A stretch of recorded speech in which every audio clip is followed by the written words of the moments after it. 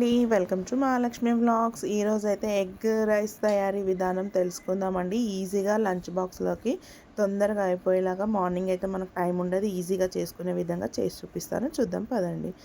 Stove పైన ఒక కడాయి పెట్టుకొని 2 స్పూన్స్ ఆయిల్ వేసుకోవాలి. ఒక 2 గుడ్లని ఇలా కలుపుకోవాలి. ఆయిల్ వేడెక్కిన తర్వాత 2 గుడ్లను వేసి ఆమ్లెట్ లాగా వేయాలండి. ఇలా ఇలా వేసి కొంచెం దూరగా అయ్యేంత వరకు వేయించుకోవాలి. కొంచెం రెడ్ కలర్లో రావాలండి. ఈ ఆమ్లెట్ మొత్తం ఇలా రెడ్ కలర్లో వచ్చిన తర్వాత మొత్తం కూడా వేగకూడదండి, లైట్గానే వేగాలి. ఇలా వేగిన తర్వాత దాంట్లో ఒక 1/2 స్పూను సాల్ట్ వేసుకోవాలి. ఎక్కువ సాల్ట్ వేయకూడదండి, ఖాళీ గుడ్డుకు సరిపోయేంతనే వేసుకోవాలి. ఒక 1/2 స్పూన్ అల్లం వెల్లుల్లి పేస్ట్ వేసుకొని కలుపుకోవాలి. ఇలా కలిపిన తర్వాత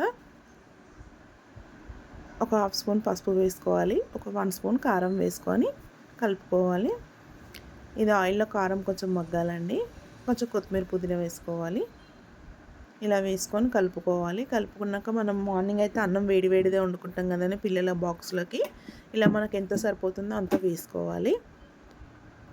ఇలా పిల్లలకు సరిపోయేంత వేసుకొని, మీ దగ్గర సాస్ ఉంటే వేయండి, లేకుంటే లేదు. నా దగ్గర ఉన్నాయి కాబట్టి వేస్తున్నానండి. వేయకుండా సూపర్ టేస్టీగానే ఉంటుంది. ఒక 1 స్పూన్ వేసుకోవాలి టమాటా sauce, chilli sauce, soya sauce. ఒక 1 స్పూన్ అంతా వేసి చికెన్ మసాలా వేసుకోవాలి.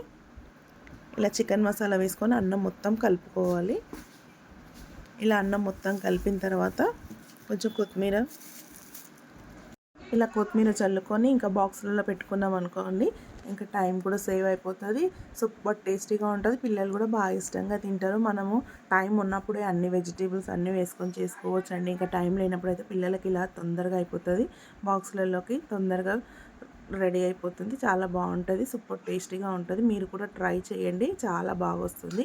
నచ్చితే లైక్ చేయండి, షేర్ చేయండి, సబ్స్క్రైబ్ చేసుకోండి. Thanks for watching.